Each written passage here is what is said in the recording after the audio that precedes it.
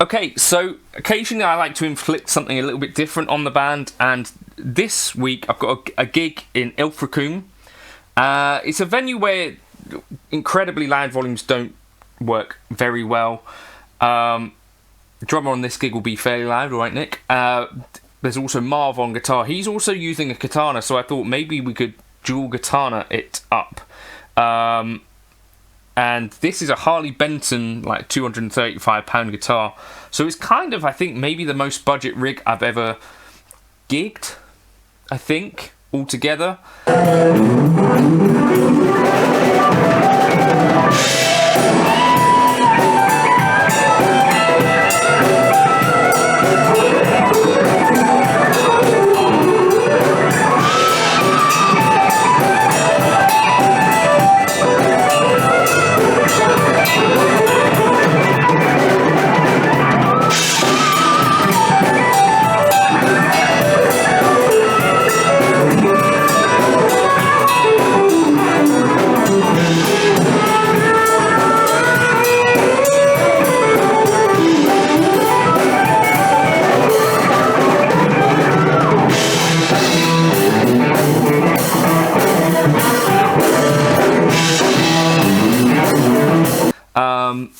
So this is Katana Gen 3 head, which is a Katana head, right? And it's going to go into a vintage Mesa Boogie cabinet with an EV speaker in it. That's kind of like the most pro bit of the rig, right?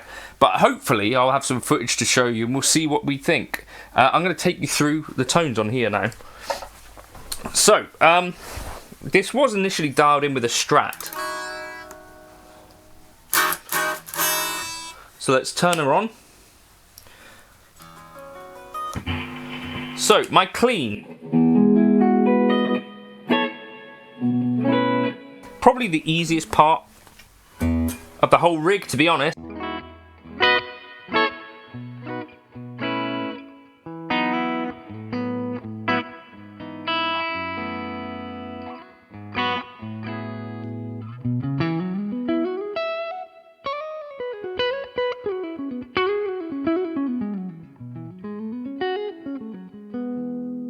Because you'll find that Katana cleans are actually really pretty good. If I kick on the split, I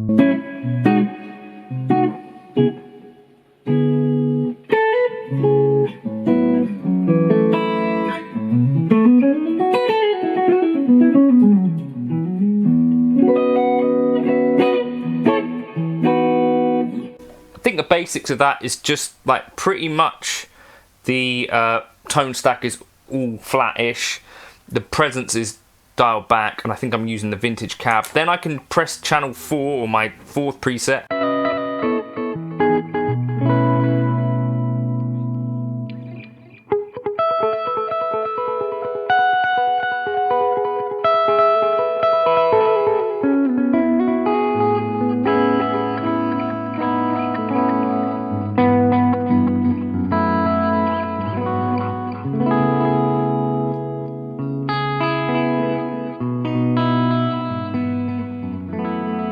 I think I'm going to run the gig mostly coil split on. Okay.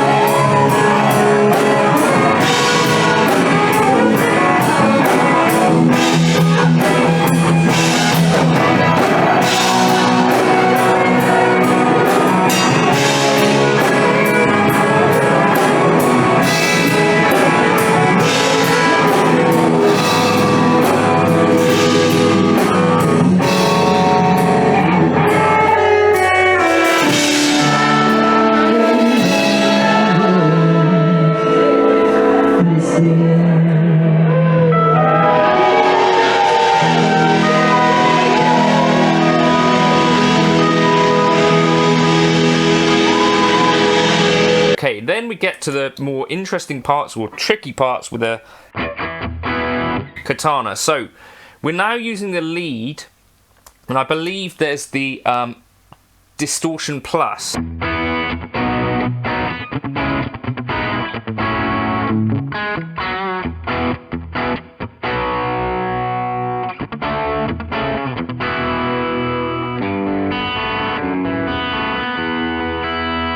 But also with an EQ taking off some of the high end.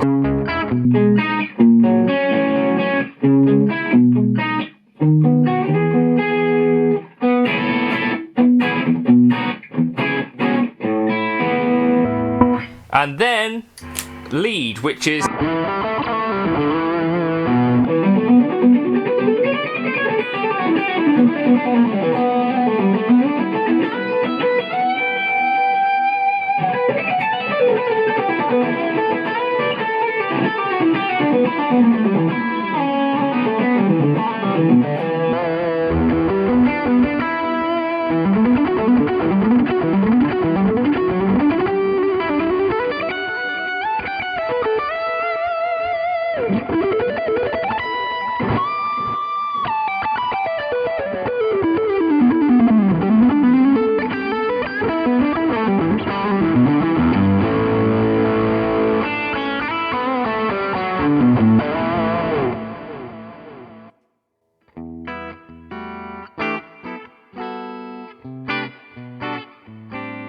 so I think that's going to do me for the gig. I'll sprinkle in some footage. The guitar part I'm very, very happy with. Like, that's absolutely fine, and surprising to me again that you can, out of the box, have a Harley Benton guitar which has lived in a shed for about 2 years now, maybe even longer, and has, you know, it's not needed any work whatsoever. A Katana Gen 3, which is what it is. I wouldn't say it's going to blow anyone's hair back, but perfectly usable, and for a gig, you know, working nicely. The highlight of the rig, I think, this old cab. But let's see if it sounds any good on the gig. I'll report back. Cheers for stopping by.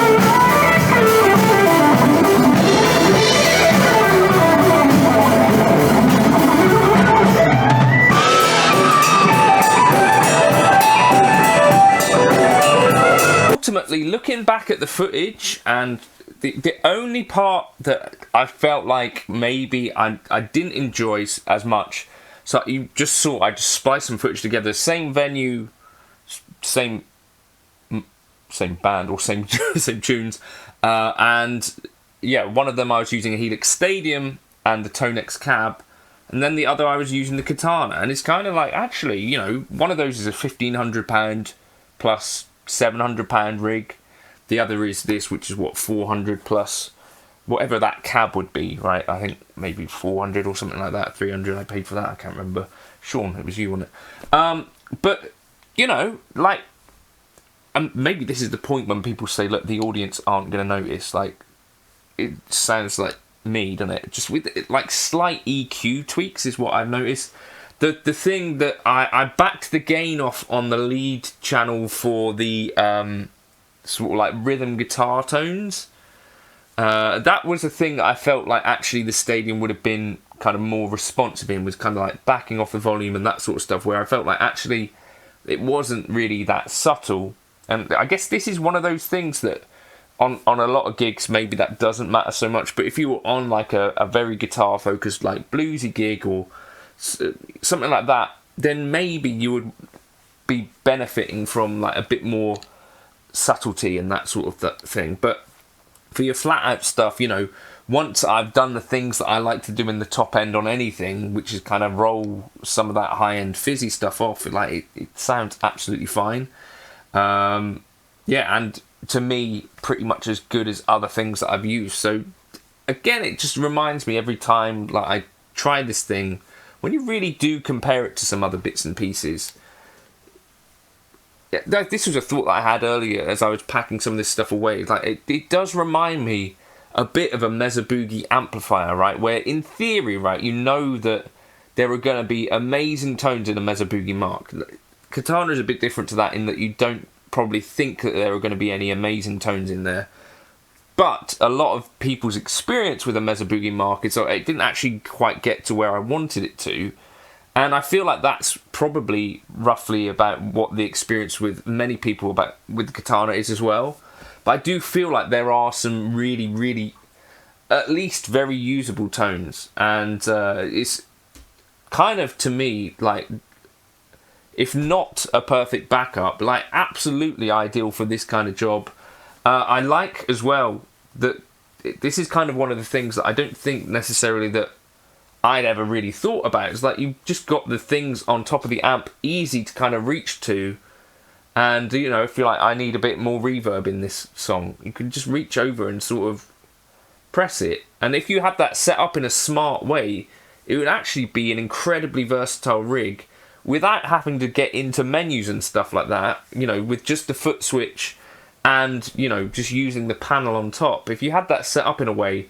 And I think that's a little bit of the shame about how the Katana has sort of been used and talked about. It's like, actually, what would be the usage of these reverbs? Well, you know, if you're playing a set and you're like, actually, I need a spring reverb for this bit, but this other bit here needs a way more, like, long, washy reverb. You could just set up those three reverbs with the traffic light system, whatever they call it, the red, orange and green. You could have those three different bits on it, and like for me, some songs it's like actually that rhythm tone probably be better off with a blues driver or blues breaker type drive than all of this. And you think, I could just for that song I could just go over and I press that rhythm thing. It's actually, I think, surprisingly, when you get it on a gig, it's like, actually, there are a lot of the things they got right here.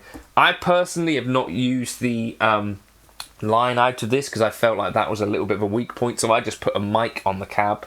If you've got a good cab and a Katana, I think you're onto a pretty powerful, really strong bang for the buck rig that my buddy David Beebe, I think, gigged these in a function band for a while. And it does, in some ways, there's two ways to think about this, right? Where it's like some like luxury boutique amps, like it's really cool to have those things for some people.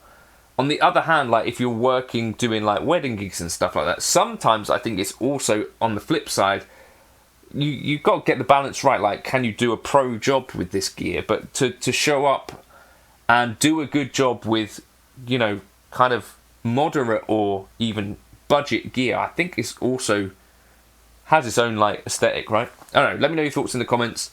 Are you a Katana enjoyer? Have you gigged one? I'm absolutely certain that as a pedal platform, it would work well for a lot of people. But for me, even like the drive tones in there, like that lead channel, I do think it actually can sound really quite good. You need to get into the EQ for me. And there's a lot of top end in this and like fizzy elements. I'm not sure if they do any oversampling, so that might be part of it. And is it the most natural sounding or most natural feeling thing? No, but it's kind of fun to play. Cheers for stopping by, and it's not unaffordable, right? Cheers.